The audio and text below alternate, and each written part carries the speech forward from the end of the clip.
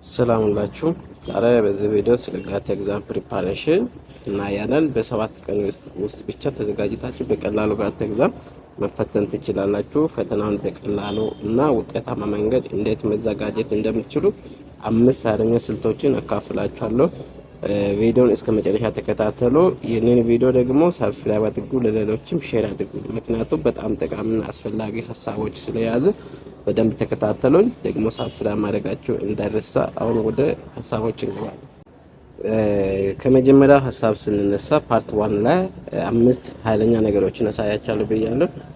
ጋት ምንድነው? ጋት ማለት GAT አብሬቪዬሽን ምንድነው ከተባለ ጋት ግራጁዌት አድሚሽን ቴስት ነው። ተማሪዎች በሎጂካል ሪዝኒንግ ዙሪያ፣ በማቴማቲክስ ዙሪያ፣ በቨርባል እና አናላቲክ ስኪል ለመመዘን የሚያገለግል ፈተና ነው። ስለዚህ ብዙ መለማመድ እና ፈጣን አስተሳሰብ ያስፈልጋል።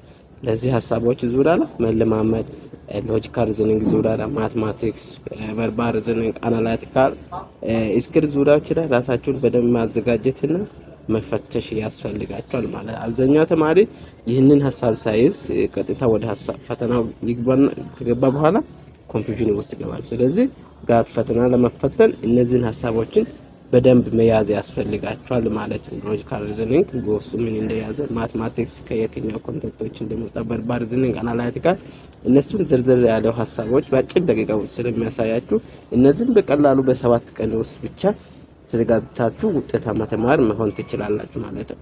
ፓርት 2 ላይ አስፈላጊ መዘጋጀት ስልቶች ምንድናቸው የሚለው የቀን ንባብ እቅድ ማዘጋጀት፣ ቢያንስ 1 እስከ 2 ሰዓታት በየቀኑ ማንበብና መዘጋጀት ያስፈልጋቸዋል ማለት። ይህንም ስታደርጉ ደግሞ ፕሪቪየስ ኮሽን የቀድሞ ጥያቄዎችን ሌሎች ተፈትነው ያለፉትን መለማመድ እና ፓተርኖቹን መማር ያስፈልጋቸዋል ማለት ነው።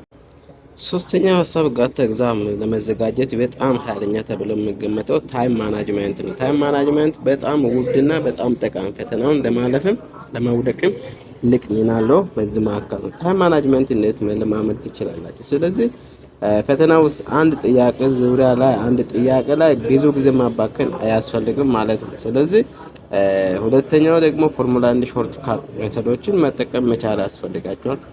ኦልሶ ሶስተኛው ሀሳብ ታይም ማናጅመንት ዙሪያ ላይ ሞክ ኤግዛም ከዚህ በፊት ሌሎች የተፈተኑትን ፕራክቲስ ማድረግ ራሳችሁን መፈተሽ ያስፈልጋቸዋል። ስለዚህ ታይም ማናጅመንት ዙሪያ ላይ በደንብ ራሳችሁን ፈትሽ። ፈተናው ከጊዜ ጋር የተገናኘ ስለሆነ ስለዚህ ጊዜያችሁን ከፈተና ጋር ካለዳችሁ ኦር ማች ካላረጋችሁ ለእያንዳንዱ ደቂቃ ለእያንዳንዱ ጥያቄ የሚሰጠውን ደቂቃ በትክክል ካልተጠቀማችሁ ሳትጨርሱ ጊዜያችሁ ስለሚባከን፣ ስለዚህ ጋት ኤግዛም ላይ 3 ሰዓት ይሰጣችኋል።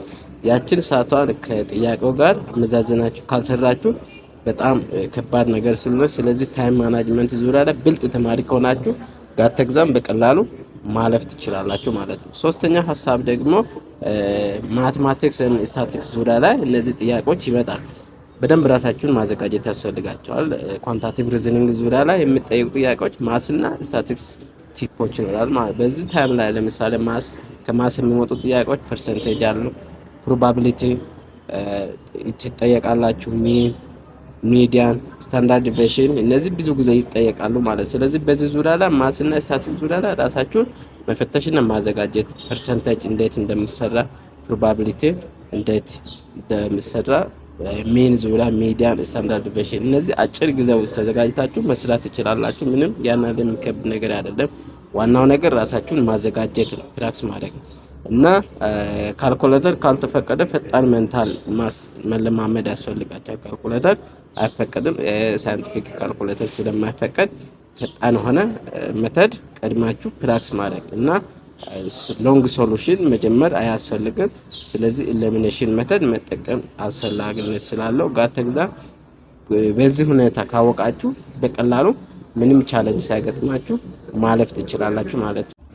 አራተኛው ደግሞ ጋት ኤግዛም አዘጋጃጀት ዙሪያ ላይ ራሳችሁን በደንብ ማዘጋጀት ከሚያስፈልጋችሁ ነገር ቨርባል እና ሎጂካል ሪዝኒንግ ዙሪያ ላይ ለምሳሌ በዛ ውስጥ ፓሴጆች ይመጣሉ፣ ብዙ የፓሴጅ ጥያቄዎች ይመጣሉ። ስለዚህ ፓሴጅ ስትሰሩ ቢያንስ ሜን አይዲያ ብቻ ላይ ፎከስ ማድረግ ያስፈልጋቸው። ፓሴጅ ሁሉ ሜን አይዲያ በውስጡ ይዛል። ስለዚህ ሜን አይዲያ ምን እንደምን ሀሳቡን ካወቃችሁ ፓሴጅ ጥያቄዎች በቀላሉ መስራት ትችላላችሁ ማለት ነው። እዚህ ውስጥ ደግሞ አናሎጂ አለ፣ እና ብዙ ነገሮች እንደዚህ አይነት ነገሮች ይኖራሉ ይታያል። ስለዚህ ፓስወርድ ስትሰሩ በጥንቃቄ ምን ያዳ ምን እንደምል እሱን በደንብ ተዘጋጅታችሁ ብትሰሩ በጣም ያዋጣችኋል። እና ፓተርን ጥያቄዎች ላይ ሳይሜትሪ እና ሲኮንስ መመልከት ያስፈልጋቸዋል ማለት ነው። ስለዚህ ይህን ስታደርጉ ጋት ኤግዛም ላይ ምንም ችግር ሳይገጥማችሁ ራሳችሁን በደንብ ካዘጋጃችሁ በጣም በቀላሉ ማለፍ ትችላላችሁ።